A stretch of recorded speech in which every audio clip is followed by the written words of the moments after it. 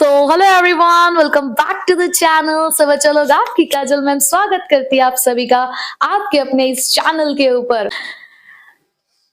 बच्चों, कैसी लगी आपको विजयी भव सीरीज की पहली क्लास, जहां पर आपको मिले 30 most important questions of business studies. और जहां तक मैं देख रही हूँ बच्चों को बहुत पसंद आ रही है वो वीडियो, और बच्चों को वो जो 30 क्वेश्चंस मिले हैं बच्चे उसके ऊपर वर्क भी कर रहे हैं, पढ़ना शुरू कर दिया है बच्चों ने। तो मेरे को लगता है कि ये विजयी भव सीरीज सच में बच्चों को विजयी कराकर ही मानेगी। भव सीरीज की जो फिर से आपकी एक प्रॉब्लम का सोल्यूशन लेकर आई है। आई नो ये टाइम चल रहा है प्रैक्टिकल का, जहां पर आपके स्कूल्स में बोर्ड प्रैक्टिकल स्टार्ट हो चुके हैं। तो ऐसे में अब आप लोग हो परेशान कि किस तरीके से इस प्रैक्टिकल के अंदर भी हम 20 आउट ऑफ 20 कैसे स्कोर करें। तो बच्चों, आज मैं आपको बताने वाली हूं कि किस तरीके से आप प्रैक्टिकल्स के अंदर भी फुल मार्क्स स्कोर कर सकते हैं। तो चैनल को अगर आप चैनल पे नए हैं तो चैनल को सब्सक्राइब कर दीजिए, और ऑलरेडी अगर आप चैनल का पार्ट है तो वीडियो को लाइक और शेयर जरूर करिए। तो वीडियो को बिल्कुल एंड तक देखना है। जैसे मैं आपको हर एक वीडियो में बताती हूँ कि हर एक वीडियो का जो एंड है वो कोई ना कोई क्लाइमेक्स लेकर आता है। तो बिल्कुल वीडियो को एंड तक देखना है पेशेंटली, और एक एक चीज को बारीकी से नोट करना है। तो कॉपी पेन लेकर बैठिएगा, फिर हम स्टार्ट करते हैं आज की वीडियो। बच्चों, सबसे पहली बात तो मैं आपको ये बताना चाहूंगी कि जो बच्चे के माइंड में जो पहला क्वेश्चन अराइज होता है वो ये कि किस तरीके के क्वेश्चंस एग्जामिनर हमसे पूछता है। क्या हमें वही प्रिपेयर करना है जो हमारी प्रोजेक्ट फाइल में हमने लिखा है, या हमें पूरे इंटायर सिलेबस को कवर अप करना है।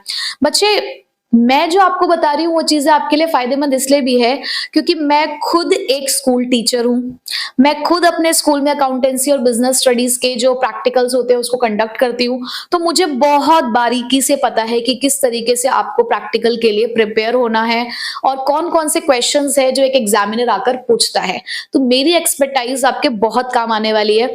मैं सिर्फ वही सारी बातें नहीं बताऊंगी आपको जो बच्चे बताते हैं आकर के, या जो और लोग सुनते हैं और आगे बता देते हैं। जस्ट आपको मैं वो सब चीजें नहीं बताने वाली हूँ, मैं आपको रियल चीजें बताऊंगी क्योंकि मैं रियलिटी में उन सब चीजों को कंडक्ट करती हूँ, इसलिए मुझे सारी चीजें पता है। तो वो सारी चीजें मैं आप लोगों के साथ यहाँ पर शेयर करने वाली हूँ। तो बच्चों देखो, सबसे पहली चीज हम लोग आज यहाँ पर डिस्कस करने वाले हैं बिजनेस स्टडीज के प्रैक्टिकल के बारे में। ठीक है, तो क्या होता है ना, आपको पता होना चाहिए सबसे पहले कि मार्क्स का डिवीजन कैसे है। तो मार्क्स का डिवीजन कुछ इस तरीके से है। आपको पता है कि 20 मार्क्स का आपका प्रैक्टिकल है, जिसमें 12 मार्क्स की आपकी फाइल है और 8 मार्क्स का आपका वाइवा होता है। ठीक है, अब ये जो 12 मार्क्स की फाइल है ना, ये बहुत इंपॉर्टेंट रोल प्ले करती है आपको मार्क्स दिलवाने में। जब आप वाइवा के लिए एंटर करते हैं रूम में और आप एक्सटर्नल एग्जामिनर को फेस करते हैं, तो जैसे आप टेबल पे अपनी फाइल रखते हो ना, वही आपका फर्स्ट इंप्रेशन होता है। एक फाइल ऐसी है जो बहुत ही ज्यादा अट्रैक्टिव है, जिसका कवर पेज ही ऐसा है कि जिसको देखते ही एग्जामिनर को लगे कि इस बच्चे ने बहुत मेहनत करी है, तो इसको तो अच्छे मार्क्स देने हैं।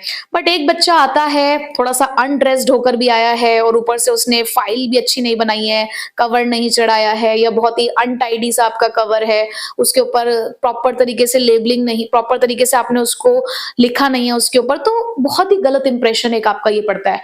तो आपकी फाइल आपको मार्क्स दिलाने में बहुत इंपॉर्टेंट रोल प्ले करती है।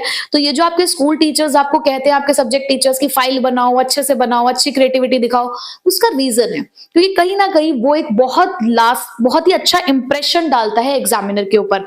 तो प्लीज अपनी फाइल पर वर्क कीजिए। दूसरी चीज, आपका जो वाइवा होता है 8 मार्क्स का, सबसे पहला प्रेफरेंस तो देखो यही होता है कि जो भी आपका फाइल का कंटेंट है वो आपसे पूछा जा रहा है, कि जो भी आपने फाइल वर्क किया है वो आपसे पूछेंगे। बट हाँ, आप ये नहीं कह सकते कि वो पूरे कोर्स में से कुछ नहीं पूछ सकते। 8 नंबर का वाइवा का मतलब है कि आपके पूरे सिलेबस में से कोई भी क्वेश्चन पूछा जा सकता है। बट घबराइए मत, आप अगर अपनी फाइल को भी प्रिपेयर करके जा रहे हो, उससे रिलेटेड जो आपका चैप्टर है या टॉपिक है, अगर वो भी आप अच्छे से प्रिपेयर करके जा रहे हैं तो आपके पूरे नंबर आने के चांसेस यहां पर भी है। उसके अलावा बिल्कुल भी नर्वस नहीं होना। आपको सामने वाले को ये शो नहीं करना है कि आप डर रहे हो या आपको कुछ आता नहीं है। आप अपना जो भी आंसर दे उसको पूरे कॉन्फिडेंस के साथ दे। आपको सामने वाले को ये दिखाना है कि हमें आता है। देखो, whatever the language you are using, English और हिंदी, उसको मायने नहीं रखती है। देखो फर्स्ट प्रेफरेंस ऑब्वियसली अगर आप एक इंग्लिश मीडियम स्कूल में अगर आपने मीडियम आपका इंग्लिश है तो इंग्लिश में आंसर करिए, बट इसका बिल्कुल भी ये मतलब नहीं है कि आप हिंदी में आंसर नहीं कर सकते हो।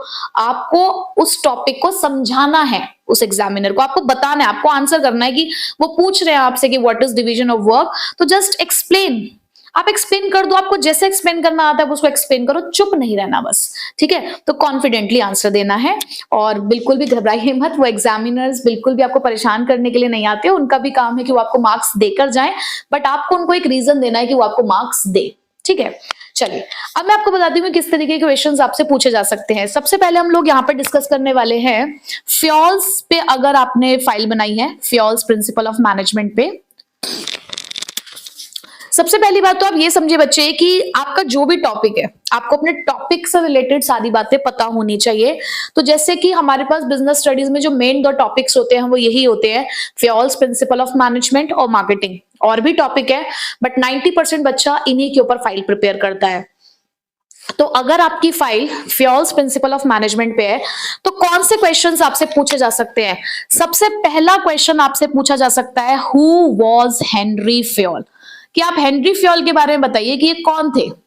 तो आपको पता होना चाहिए कि ये कौन थे। इसका सीधा सा आंसर है कि वो एक फ्रेंच मैनेजमेंट थ्योरिस्ट थे, ठीक है। Beside this he was a mining engineer, ये बात आपको ध्यान रखनी है कि वो एक माइनिंग इंजीनियर थे। उसके बाद उनका लाइफ स्पेन क्या रहा है, मतलब उनका लाइफ टाइम आपको वो पता होना चाहिए। तो उनका लाइफ टाइम क्या था, 1841 टू 1925, ये आपको पता होना चाहिए। तीसरा क्वेश्चन जो आपसे पूछा जा सकता है about the Henry Fayol is his contribution, कि उन्होंने क्या कंट्रीब्यूट किया है।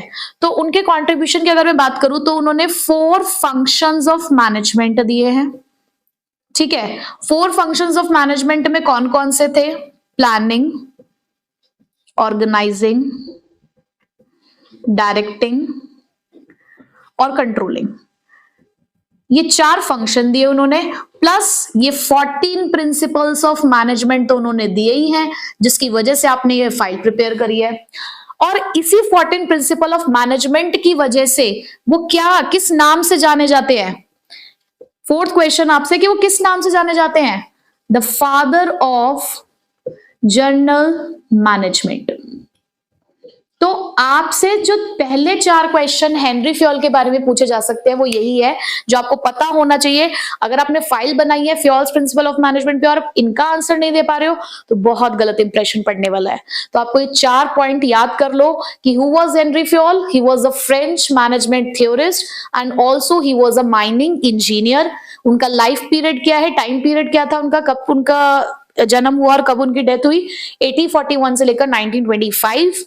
कंट्रीब्यूशन क्या रहा है उनका, 4 फंक्शंस ऑफ मैनेजमेंट दिए उन्होंने हमें और 14 प्रिंसिपल्स ऑफ मैनेजमेंट भी उन्होंने ही हमें दिए हैं, जिसकी वजह से किस नाम से जाने जाते हैं वो, the father of general management. ठीक है, पहले 4 क्वेश्चन याद हो गए। उसके अलावा आपको 14 प्रिंसिपल ऑफ मैनेजमेंट कंठस्थ कर लो भाई, पूरे 14 के 14 प्रिंसिपल्स के आपको नेम पता होने चाहिए। पहली चीज जिसके लिए मैंने एक्रोनिम सिखाया है, that, are you sure, CS is easy. तो अब याद कर लो, मेरी वीडियो देख लो जाके प्रिंसिपल्स ऑफ मैनेजमेंट की, और वहां से पूरे 14 के 14 प्रिंसिपल मैं डिस्क्रिप्शन में लिंक डाल दूंगी, वहां से आप फ्योल वाला पार्ट पूरा अपना जो है वो पढ़ लो, जिसमें 14 के 14 प्रिंसिपल मैंने समझाए हैं। तो आपको उनका meaning, example, positive effect and the effect of violation, right it down कि क्या याद करने के लिए कह रही हूं, meaning, example, positive effects and the effects of violation, ये आपको पूरे 14 प्रिंसिपल्स के पता होने चाहिए। उन्होंने सीधे से आपसे पूछा कि ऑर्डर प्रिंसिपल क्या होता है, तो आपको पता होना चाहिए ऑर्डर प्रिंसिपल क्या होता है। उन्होंने बोला एग्जाम्पल दो इसका, आप एग्जाम्पल दे दोगे कि जैसे हमारे स्कूल में भी चीजें अपनी अपनी जगह पर होती हैं, उसको एक ऑर्डर प्रिंसिपल को डिस्क्राइब करता है, इसका पॉजिटिव इफेक्ट क्या है और अगर हम इसको फॉलो नहीं करते तो क्या होता है, ये सारी चीजें आपको पता होनी चाहिए। ये हो गई एक जनरल चीज जो हर एक बच्चे से पूछी जा सकती है। उसके बाद अगला क्वेश्चन क्या आता है, आपने इन जितने भी फ्योल्स प्रिंसिपल ऑफ मैनेजमेंट के ऊपर आपने जो फाइल बनाई होगी, किसी एक कंपनी के ऊपर बनाई होगी। Like McDonald's, Reliance, Domino's, pizza हट, हल्दीराम, पेंटालून, स्टारबक्स, चायोस। तो आपकी अपनी अपनी कोई कंपनी होगी। अब आपको अपनी कंपनी के बारे में पता होना चाहिए। वो पूछेंगे चलो tell me something about Reliance, tell me something about Starbucks. तो आपने इंट्रो लिखा है तो थोड़ा बहुत इंट्रो आपको पता होना चाहिए कि कंपनी क्या बेच रही है, उस कंपनी का मालिक कौन है, फाउंडर कौन है, क्या प्रोडक्ट्स में वो डील करती है। तो इतना एटलीस्ट आपको पता होना चाहिए। मैं ये नहीं कह रही कि बहुत इन डेप्थ आपको उस कंपनी के बारे में पता होना चाहिए, बट हाँ थोड़ा बहुत आपको पता होना चाहिए। थोड़ी सी हिस्ट्री जो आपने लिखी है वो आपको उसके बारे में पता होना चाहिए कि उसका फाउंडर कौन है, कब ये कंपनी स्टार्ट हुई और किस प्रोडक्ट्स में ये डील करती है। ठीक, चलो नेक्स्ट क्वेश्चन उनका क्या अराइज होता है कि आपने लिखा कि डिवीजन ऑफ वर्क हमारी कंपनी में फॉलो होता है। सपोज मैं स्टारबक्स का एग्जांपल ले लेती हूँ। आपने लिखा स्टारबक्स में डिवीजन ऑफ वर्क फॉलो किया जाता है। वो बोलेंगे कैसे आपने ये ऑब्जर्व किया कि डिवीजन ऑफ वर्क यहाँ पर फॉलो हो रहा है। तो ऐसे में आप क्या कहेंगे, ऐसे में आप ये कहेंगे कि हमने देखा कि डिवीजन ऑफ वर्क का मतलब क्या होता है कि वर्क जो है लोगों के बीच में उनके स्किल्स के अकॉर्डिंग डिवाइड किया जाता है। तो हमने जब स्टारबक्स को विजिट किया तो हमने यही देखा कि वहां पर सभी लोग अपने अपने स्किल्स के अकॉर्डिंग अलग अलग जगह पर काम कर रहे थे, यानी कि काम जो था वो लोगों के बीच में बटा हुआ था as per there competencies and skills. बस वही आपका काम हो गया। इसी तरीके से उन्होंने बोला कि आप कहते हो कि ऑर्डर प्रिंसिपल फॉलो नहीं हो रहा है, क्यों नहीं फॉलो हो रहा, आपको ऐसा क्यों लगा कि ऑर्डर प्रिंसिपल फॉलो नहीं हुआ।